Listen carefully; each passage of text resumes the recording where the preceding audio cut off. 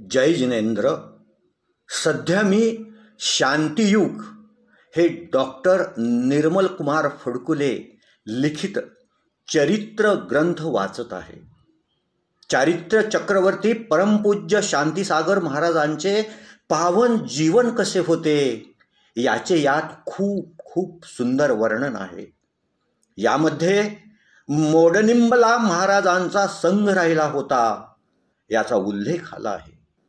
तो वाचल्यावर मोडनिंबच्या मातीला जैन संस्कृतीचा व जैन संस्काराचा कसा सुगंध आहे याची जाणीव झाली व या संस्कृतीची व संस्काराची माहिती सर्वांना व्हावी व हा पुण्यदायी वारसा सर्वांनीच जपावा असे वाटले, म्हणून या ग्रंथातील मोडनिंब संदर्भातील मोडनिंब कर असल्यामुळे वाचन करीत आहे.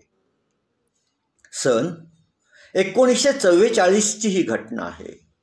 मुनिसंघ कुंथलगिरी होऊन कुर्डवाडी येथे आला.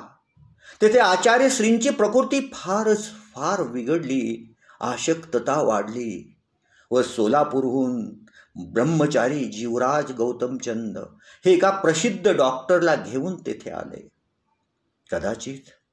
कदाचित कर्करोग असण्याचेही डॉक्टरांचे मत पडले, परंतु त्या अवस्थेतही महाराजांनी 10 मैल विहार केला.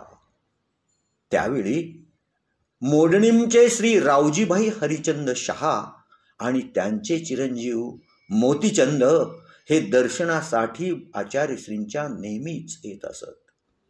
आचार्यश्रींचा आजार त्यांनी ओळखला आणि विनंती केली, महाराज आम्ही आयुर्वेदिक उपचार करतो. आमच्या मोडलिंबच्या मळ्यात हवा पाणी उत्तम आहे, वातावरण शांत आहे, आपली प्रकृती तेथे निश्चित सुधारेल.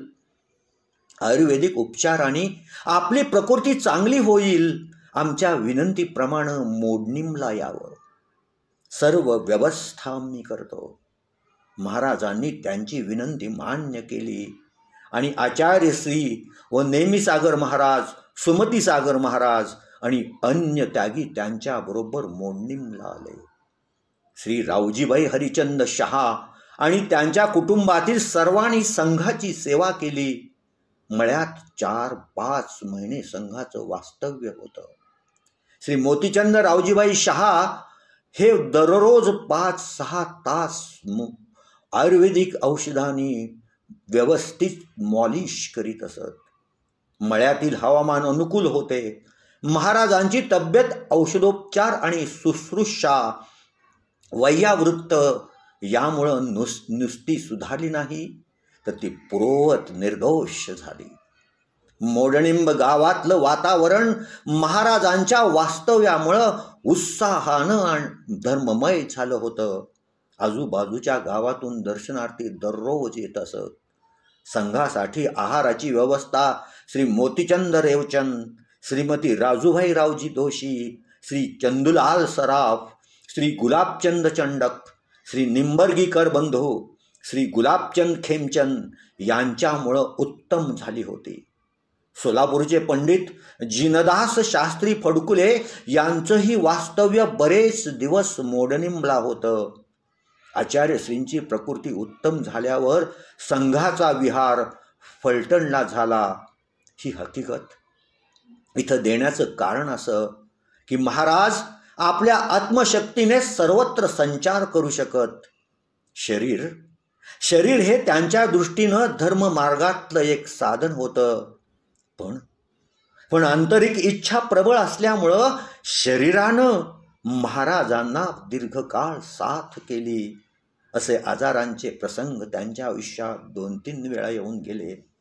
त्यावर महाराजांच्या आत्मबलानं सहज मात केली. व दुसरं असं की आचार्यश्रींच्या भक्तवर्गात त्यांची सेवा शुश्रूषा आणि वैयावृत्त करणारे निष्ठावंत भाविक कित्येक होते. असाध्य रोगावर मात करण्याची कृती महाराजांच्या तपप्रभावामुळे घडली.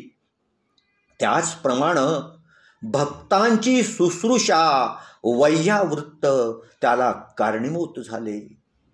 अशी या घटनेची नोंद या ग्रंथामध्ये आहे. मोडनिंबकराबरोबरच सर्व श्रावक यातून योग्य तो संदेश घेतील म्हणून हा प्रयत्न. त्याचबरोबर त्या काळातील सर्व श्रावक श्रेष्ठींची आठवण आली आणि त्यांना नमन करावं म्हणून हा प्रयास. आपलाच संजय मेथा, मोडनिंब, सध्या बेंगलोर.